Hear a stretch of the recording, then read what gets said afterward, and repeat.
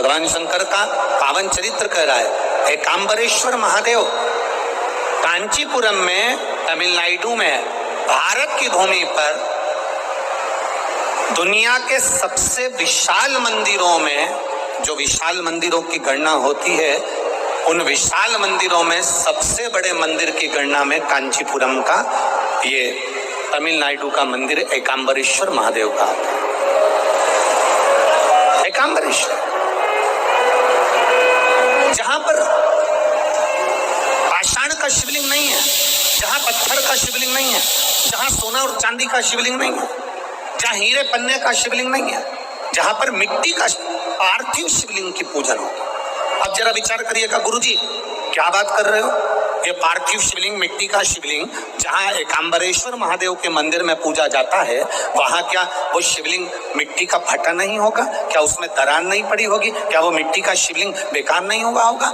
हम जब पार्थिव शिवलिंग का निर्माण करते हैं तब उस समय उसमें हम बहुत से पदार्थ डाल देते हैं।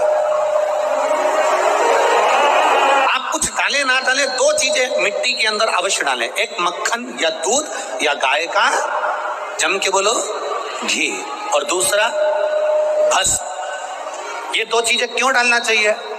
कि शिवलिंग अच्छा बनेगा, शिवलिंग पक्का रहेगा, दरार नहीं पड़ेगी, उसके लिए डालना चाहिए क्या? ना ना ना, पार्थिव शिवलिंग का निर्माण करने वाले दो चीजों का स्मरण अवश्य रखें।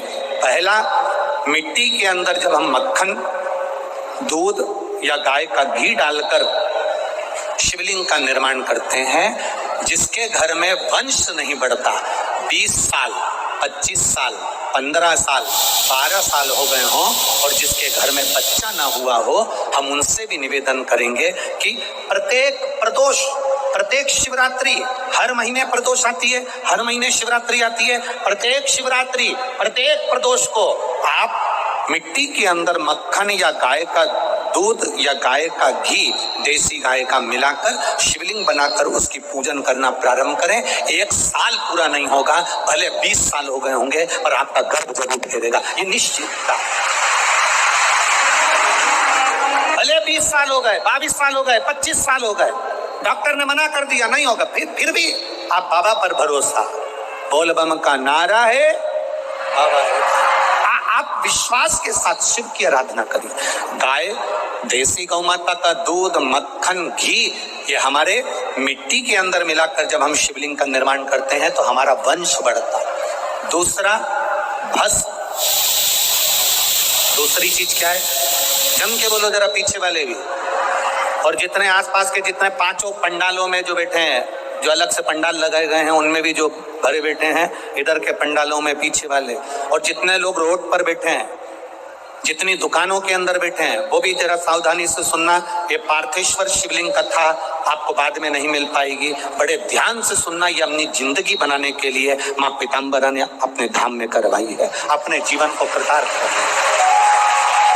कार्यकर्ता कितनी भी बात करें, पड़ोसी कितना भी बोलता रहे, उसका कोई जवाब मत दो। आप कथा सुनने आए हो, बड़ी मेहनत से धूप में चलकर आए हो, 500 रुपए खर्च कर कर यहाँ पहुंचे हो, दिल से सुनना तो बाबा दिल से तुम्हारी झोली भर कर भेजे। समय बर्बाद मत करना बिल्कुल भी, और जिसको समय बर्बाद करना है वो चुपचाप से उठकर यहाँ से पंडाल से बाहर जाकर अपनी गाड़ी उठाकर जा सकता है। बड़ी मुश्किल से कथा मिलती है, और दतिया वालों के तो भाग्य में आदरणीय गृह मंत्री जी ने करा ली, तो बाबा की कृपा से ना बड़ा कुंभ भरा गया। यही बाबा की, दिल से सुन लो। पहले नंबर पर है मिट्टी में मिलाया गया मक्खन, घी या दूध। दूसरे नंबर पर है, जम के बोलो जल्दी से, भस्म। ये दूसरे नंबर। भस्म का प्रयोग शिवलिंग का जब निर्माण करे, पार्थिव शिवलिंग जब बनाए, मिट्टी में थोड़ी सी भस्म जरूर मिला। भस्म किस चीज के लिए होती है? भस्म किसके लिए धारण कराई जाती है? तो महाराज शिव महापुराण की कथा कहती है, जब शरीर में कोई बड़ी बीमारी आने वाली होती है, आप एक साधारण सा प्रयोग कर कर देखिएगा अपने जीवन में। एक साधारण सा प्रयोग, जब आपको लगे कि डॉक्टर ने बोला है कि कोई बड़ी बीमारी का चांस बन रहा है, कोई बड़ी बीमारी होने वाली है, आप थोड़े दिन तक देवादिदेव महादेव का ये शिवलिंग, ये जलाधारी, ये जहां से जल बहता है, गणेश जी का स्थान, कार्तिकेय जी का स्थान, बीच में एक मोटी सी लाइन अशोक सुंदरी। शिवलिंग जो शिवलिंग रखा है, जो जलाधारी है, वो मां पार्वती जी का हस्त कमल। ऊपर से एक एक बूंद जो पानी गिर रहा है, जिस कमंडल में से, जिस जलाधारी में से जल गिर रहा है, वहां शंकर भगवान की 5 बेटियां जया, विषहरा, शामली बारी, दौतली और देव, ये भगवान शिव की 5 बेटी। जब आपको लग रहा है कि मेरी जांच होने जा रही है, जब आपको लग रहा है कि मुझे डॉक्टर को दिखाने जा रहे हैं, मुझे लग रहा है कि कोई बड़ी बीमारी ना निकल जाए, अल्ट्रासाउंड करा रहा है, एक्सरे करा रहा है, उससे पहले घर में अगर थोड़ी सी भस्म रखी है, उस भस्म को जब आप जल चढ़ाने के लिए शिव जी के मंदिर में जाओ, हॉस्पिटल में दिखाने के लिए जांच कराने जाओ, उससे पहले एक काम जरूर करना, शंकर भगवान का जहां शिवलिंग रखा है, उस शिवलिंग के पास में भस्म का लेपन कर कर देवादिदेव महादेव पर 1 लोटा जल समर्पित कर कर उसी भस्म को अपने कलेजे पर, अपने हृदय पर लगाकर देवादिदेव महादेव का पंचाक्षर मंत्र नमः शिवाय, षडाक्षर मंत्र ओम नमः शिवाय या श्री शिवाय नमस्तुभ्यम बोलकर फिर आप जांच के लिए चले जाओ। कोई बड़ी बीमारी तुम्हारी जिंदगी में निकल ही नहीं सकती। भस्म भस्म भस्म का काम किया, हमारे रोग को, हमारी बीमारी को, हमारे आने वाले जो रोग हैं, जो बीमारी है, जो तकलीफ है, उसको समाप्त करती है भस्म का।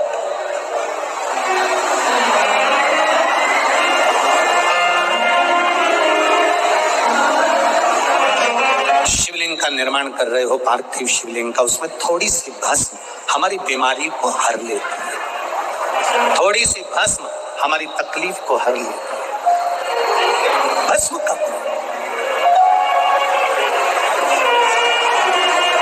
चपटी भभूत में है खजाना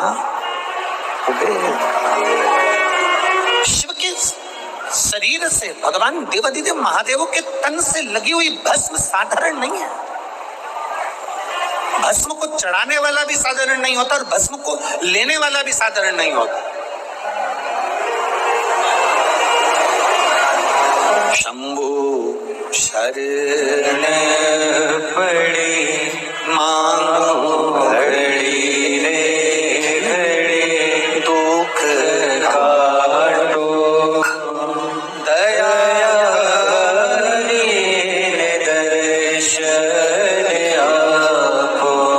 पार्थिव शिवलिंग का निर्माण करते समय 2 चीजें ध्यान से अवश्य मिलाएं। पहला माखन, घी, दूध, दूसरा भस्म,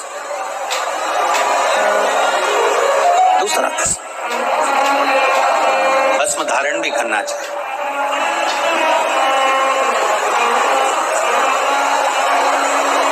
आज हम सुबह जब 10 बजे सबसे मिल रहे थे तो एक भाई ने, अब वो कौन था हमें नहीं मालूम, उसने हमसे जाते जाते एक प्रश्न किया, गुरुजी रुद्राक्ष की माला पहनना क्या जरूरी है? तुलसी की माला पहनना क्या जरूरी है? अगर हम नहीं पहने तो तेरी मर्जी, हम क्या नहीं पहने तो वो तेरी मर्जी। हमने उस समय तो उत्तर नहीं दिया, पर हम आपसे इतना सा निवेदन करना चाहेंगे, यहाँ बहुत सारे, ढेर सारे कुत्ते घूम रहे हैं।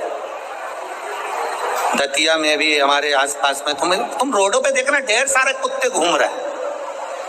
उसमें एक कुत्ता ऐसा होता है जिसके गले में पट्टा डला होता है, तो पट्टा डला हुआ कुत्ता लगता है कि इस कुत्ते का कोई मालिक है। Worried about market volatility affecting your returns? Adding gold to your portfolio can help reduce the impact. Check out Equity and Gold Small Case. Investment in securities market are subject to market risks. Read all related documents carefully before investing. लगता है कि इस कुत्ते का कोई मालिक है।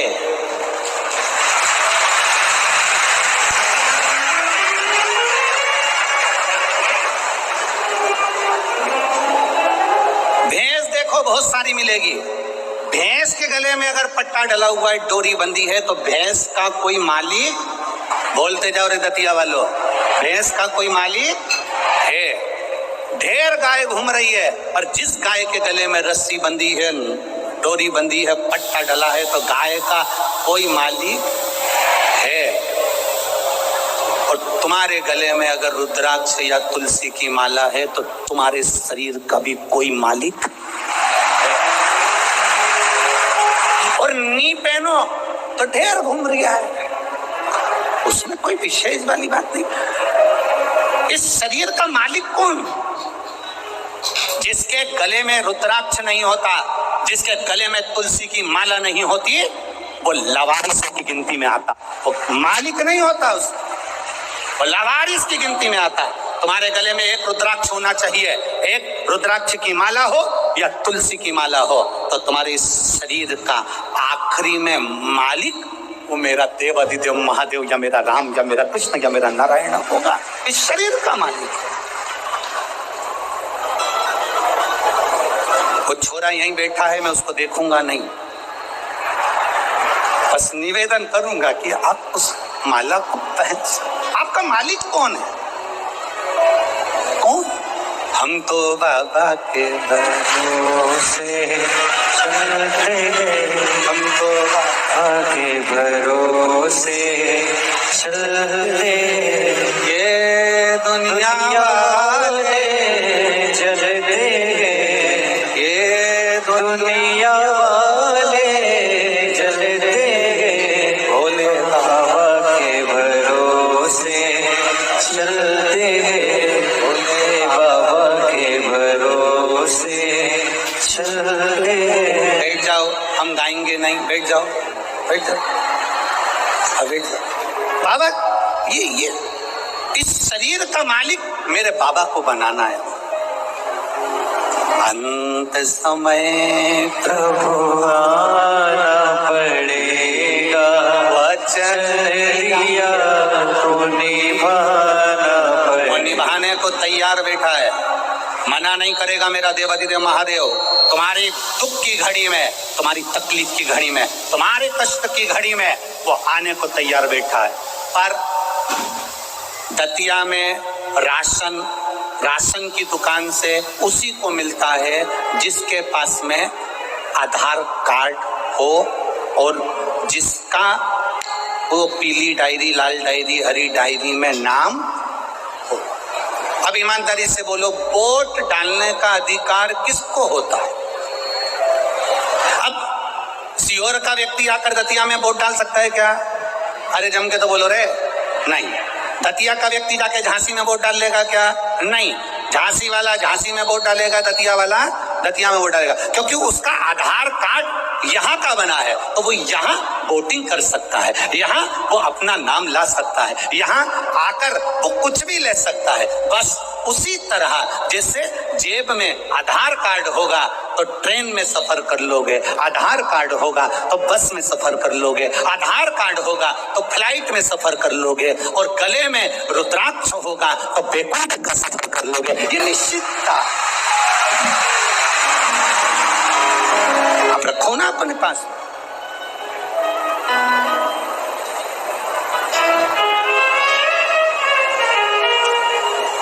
सोने की माला और रुद्राक्ष की माला में एक ही अंतर है। सोने की माला रात को मरोगे, इतना घूंघट डाल डाल के रो रो के निकाल लेंगी। नानी भाई का मायरा सुना है कि नहीं सुना? नानी भाई के मायरे में नरसिंह मेहता की दादी जय कुंवर बाई के प्राण छूटे, और नरसिंह मेहता की जो बड़ी भाभी थी वो दिन भर दादी को ताने देती थी, टुकरिया बैठी है, बुढ़िया बैठी है, मरती क्यों नहीं है, दिन भर ताने देती थी। नरसिंह मेहता को धक्के मारकर निकाल दिया था, जिसने अपनी देवरानी को धक्के मारकर निकाल दिया था, वो नरसिंह मेहता की भाभी। जब सास मरी, दादी सास, तो उनसे गले लग लग के रो रही, इतना इतना घूंघट करके रो रही। जब दादी सास जिंदा थी तो पल्लू को यहाँ रखती थी, और जैसे ही डोकरी मरी, बूढ़ी अम्मा मरी, बूढ़ी माँ मरी, दादी मरी, उसने पल्लू को यहाँ रख लिया और गले लग के रो रही। नरसिंह जी ने अपनी पत्नी से कहा, मेरी भाभी कितनी रो रही है, कितनी रो रही मेरी भाभी। इतने में नरसिंह जी की पत्नी बोली, सही कह रहे हो, दिन भर गाली देती थी पर आज दुख भी सबसे ज्यादा इसी को हो रहा है। थोड़ी देर बाद गले लग लग के रोने के बाद जेठानी ने देवरानी से कहा, मैं पानी पी के आती हूँ, तू रो ले, मैं पानी पी के आती हूँ, तू रो ले। जो देवरानी रोने के लिए बैठी, उसने देखा जेठानी गले लग लग के इसलिए रो रही थी क्योंकि सास के कान में सोने की मुर्की थी, उसको दांत से कतर रही थी। सोने की जो मुर्की थी कान में, उसको दांत से कतर रही थी और मुंह में धर के और चली गई और पानी के मटके में डाल के आके अब कहने लगी, जल्दी ले जाओ, जल्दी ले जाओ। वाह वाह ये दुनिया मतलब की दुनिया में किसी का कोई नहीं। कौन तुम्हारा, कौन रिश्तेदार, कौन नातेदार, कौन कुटुंबी, अंत समय में कोई साथ ना देगा। जितना पहने हो आभूषण सब उतर जाना है। अंत समय में केवल जो रुद्राक्ष की माला तुम्हारे गले में है, जो तुलसी की माला तुम्हारे पास में है, वो अंत समय में वो ही आधार कार्ड है। उसको देखकर बैकुंठ और कैलाश का प्रवेश हो जाएगा। उसी को देख प्रवेश।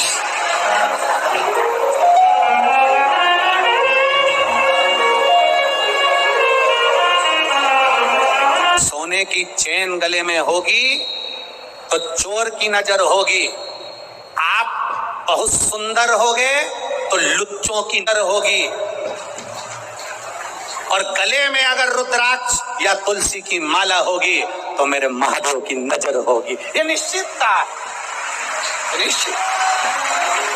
बोल बम का नारा है। आपके गले की माला, आपके गले का पड़ा हुआ एक रुद्राक्ष आपको परम धाम तक लेकर जाएगा, शिव तत्व तक लेकर।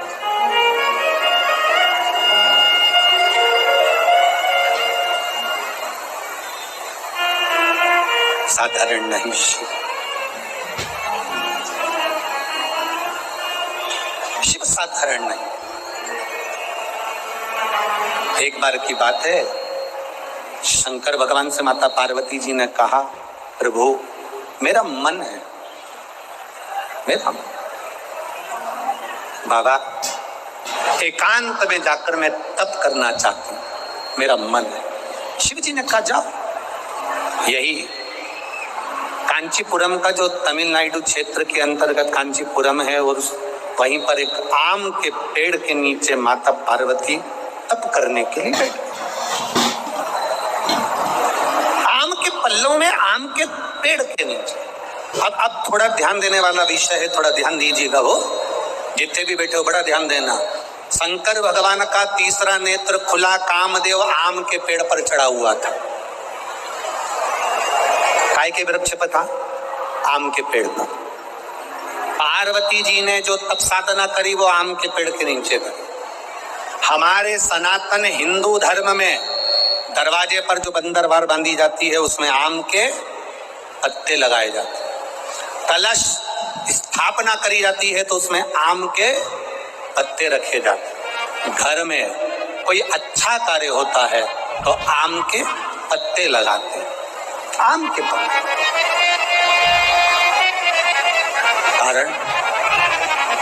कारण क्या था? केवल एक कारण। देवादिदेव महादेव ने जब कामदेव को भस्म करा, उस समय पर भगवान शिव का नेत्र कामदेव पर पड़ा, कामदेव भस्म हुआ। आम के पल्लव में छुपा था, आम के पल्लव में। आम का वृक्ष भी उस समय पर कामदेव के भस्म होने पर जलने लगा, तड़पने लगा, चिल्लाने लगा। आम के पल्लव में से आवाज आने लगी, बाबा बाबा बाबा कहकर जब पुकारा, बाबा बाबा कहकर पुकारा, 2 बार आम के पल्लव ने कष्ट होने पर हर हर कह दिया। क्या बोला है? जम के बोलो जरा, हर हर। केवल 2 बार आम के पल्लव ने बोलना चाह रहा था, मैं हरा भरा हूं, हरा हरा हूं, और आपने मुझे जला दिया। हर हर बोला, शिव जी की दृष्टि पड़ गई। भोलेनाथ जी ने कामदेव भस्म होकर जमीन पर गिरे और आम के पल्लव को, आम के वृक्ष को शिव जी ने भस्म होने से रोक दिया और कहा, सुन आम के वृक्ष, आम के पल्लव, तूने हर हर कहा है, इसलिए तेरे को मैं भस्म नहीं करूंगा। तेरे ऊपर आने वाली जितनी बाधाएं होंगी वो सब नष्ट कर दूंगा। आम के पल्लव ने कहा, प्रभु मुझ पर आने वाली बाधा अगर आप नष्ट कर रहे हैं तो मुझे वर दे दीजिए नाथ। ऐसा वर दे दो जिसके दरवाजे पर, जिसकी पूजन में, जिसके द्वार पर आम के पल्लव बंधे होंगे उसके घर में कभी दुख प्रवेश ना करे, ये वर दे दीजिए।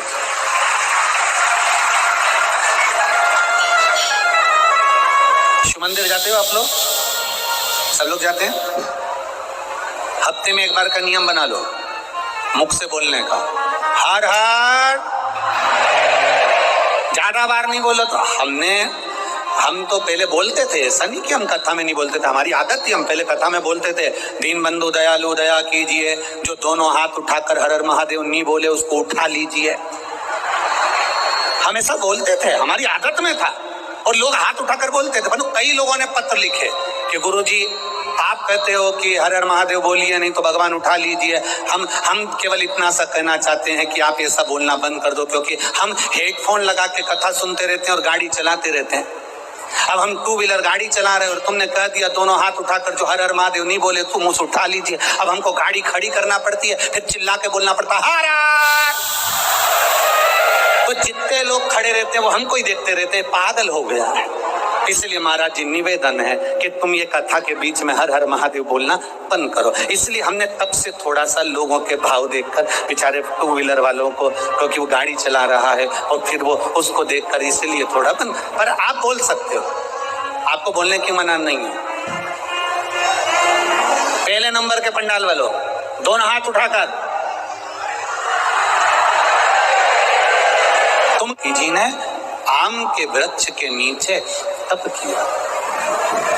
जब माता पार्वती जी ने आम के वृक्ष के नीचे तप किया, इसको थोड़ा सा नीचे,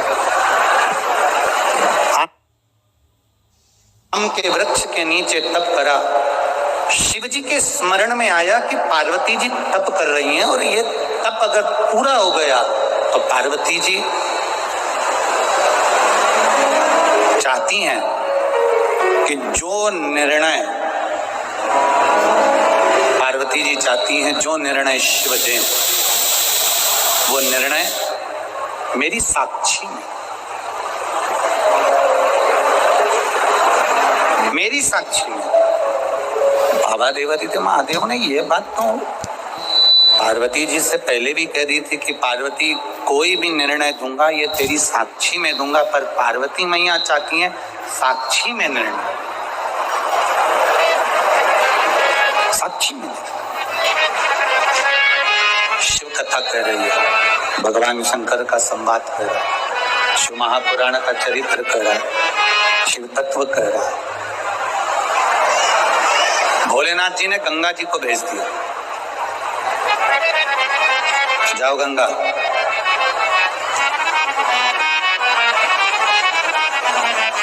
जाकर गंगा जी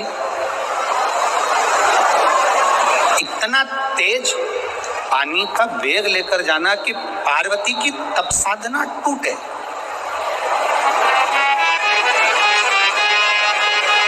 जल के वेग को लेकर जाएंगे जिससे तप साधना पार्वती जी की टूटे। शिव जी के मंदिर जाना भी एक तप है, शिवालय में पहुंचकर 1 लोटा जल चढ़ाना भी एक तप है, शंकर भगवान के लिए भगवान शिव का श्रृंगार करना भी एक तप है।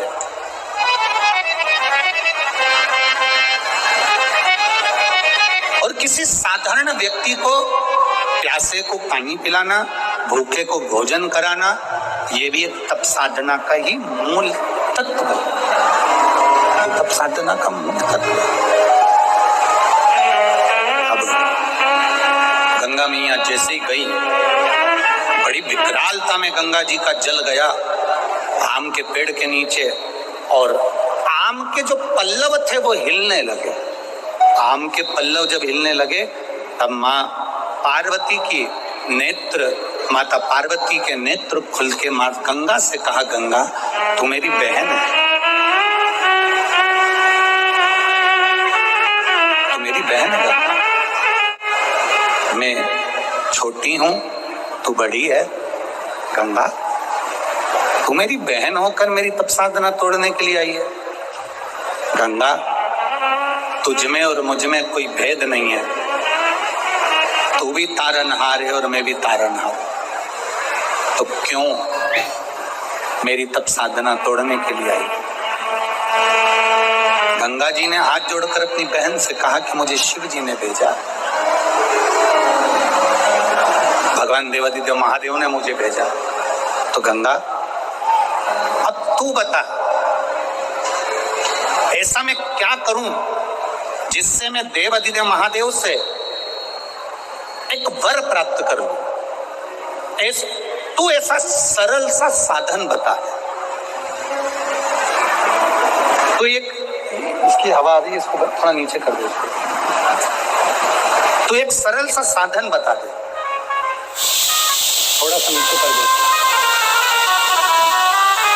गंगा जब तुम एक सरल सा साधन बता दोगी तो ये निश्चितता है कि मेरे को शिव की प्राप्ति होगी। आप एक सरल सा साधन बता दी, बिल्कुल सरल सा साधन। और सुन लो दतिया वालों, जितनी भी दतिया में मेरी जिज्जियां बैठी हैं सब सावधानी से सुन लीजिए। और जितने मेरे जीजा बैठे हैं ना, क्या बोलते हैं इधर, लाला जी है, तो बड़े सावधानी से सुनिएगा। और जितने आस्था चैनल पर सुन रहे हैं और जितने फेसबुक यूट्यूब पर सुन रहे हैं, बड़े सावधानी से। पार्वती जी गंगा जी से पूछ रही हैं एक सरल साधना, एक सरल भाव शिव को प्राप्त करने का एक सरल तरीका। गंगा जी ने कह दिया, सबसे सरल तरीका मैं तुम्हें बता रही हूं, मिट्टी लाओ, उसका एक शिवलिंग का निर्माण करो। वो शिवलिंग का निर्माण करोगे और निर्माण करने पर उस शिवलिंग को बनाते समय तुम्हारे हृदय में जो भाव आएगा, देवादिदेव महादेव तुम्हारी वो मनोकामना उसी क्षण पूरा कर देगा। निर्माण के समय